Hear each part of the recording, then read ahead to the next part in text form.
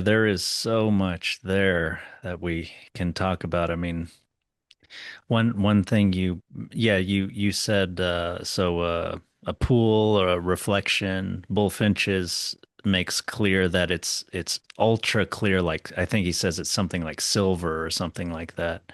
And yeah, that as a metaphor for the mind sounds really good, and taken with the fact of both Milton and Bullfinch, or when someone goes up to that mirror, they think what they see is real, and that seems to say something about the mind too. We tend to, just like the just born Eve in Milton's version, we tend to take everything at face value, and I'm angry, and that means someone else is wrong, and I'm right, and et cetera, et cetera. So yeah, that seems like a very fruitful way to look at these stories. Yeah. Yeah, and I think like that's such a nice stepping stone that you laid out there of like being angry and thinking that, oh, because I'm angry, somebody is wrong and I am right. You are central in doing that, you're centralizing onto your own opinion. You're identifying Mm, your own opinion, which feels true to you and is true to mm, you because it's what you believe, but you're so focused on that in a narcissistic kind of way mm. that you're not even seeing what the other person is actually experiencing, what their truth Yeah. is, where they're getting their data from. Oh, maybe they're seeing something I'm not seeing. Maybe I'm seeing something they're not seeing. Yeah. We're both pulling from the same reality. Theoretically, we should have the same data. The fact that we Mm, don't, communication can help us to exchange information in a way that can move us beyond that conflict. But I think one of the other elements I want to weave into this discussion is healthy narcissism.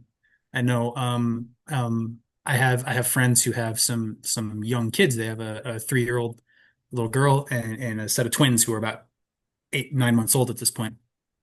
So I've been watching these kids grow up, and the 3-year-old especially is going through a very narcissistic phase. And I think anybody who has kids or is around kids is familiar with the like, no, it's mine. No, mm, I want this. No, and then the tantrum when you don't get it.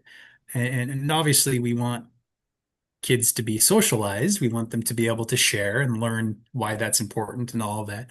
But I think there is an element of neurological development or psychological development or development of the personality where you come into the world and you're not even as an infant, you don't really know what's going on. You don't have words. You're not clear what you are, what something else is, how this whole thing works. And the mind is sort of develops itself out of that sort of infant state. And while doing so, at some point, the mind starts doing this narcissist thing, which is described well in Eve of like, oh, look at this thing. What is this thing? Oh, it's me. Oh, what is me? Oh, I want things. I want things. The world doesn't want things that I want because I want that thing, but I can't have it. Why does this drive in me not why like I have this drive to move my hands. I can move my hands. Oh, I want this thing. I can grab this thing. Oh, now something's trying to take this thing away from me, or this other child is hitting me because I took its toy. But I wanted it. And so something else outside of me wants something. mm, And what does that mean? And as mm. children, as infants and stuff, you have to make sense of that without words, without being able to have somebody come in and, okay, well, here what it is, kid, like 1, 2, 3, and this is how you can't theorize to a child.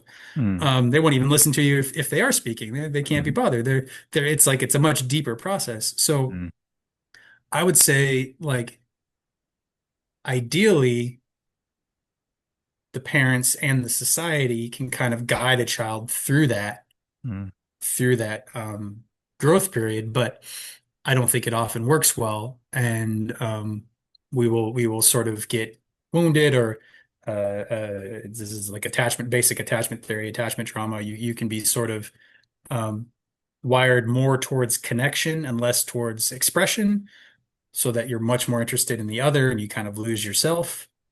Hmm. because yourself is dangerous to the connection process, or you can sort of want to distance yourself from others in order to have yourself. So it's sort of like the anxious attachment and the fearful attachment. Anxious wants to get closer because there's some uncertainty inside, and the Hmm. the fearful attachment, hoping I'm getting these words right. Hmm. The avoidant attachment, that's what it is, anxious and avoidant. And the avoidant will kind of want to pull back to try and figure themselves out apart from the other person. Hmm. But in both cases, it's sort of a misalignment between like, oh, well, I want things, I have desires, or I have emotions, I have feelings, I have an interior life that is not shared by the world around me. It's not, when I'm angry, maybe other people can tell that I'm angry, but they don't have the whole story of my anger, and I have to try and communicate to them, and that's really hard to do. So like, and knowing that you're angry, knowing what's going on for you is a kind of narcissism. It is that self-reflection. Hmm. But if you get so caught up in that you only want what you want and nobody else really exists for you, then that's narcissism in the clinical definition of, the problematic way. Hmm. Um, Please like and subscribe for more of our open-minded content, and comment below on your thoughts or questions about the story. Let us know if you'd like us to cover another stimulating story, and thank you for participating.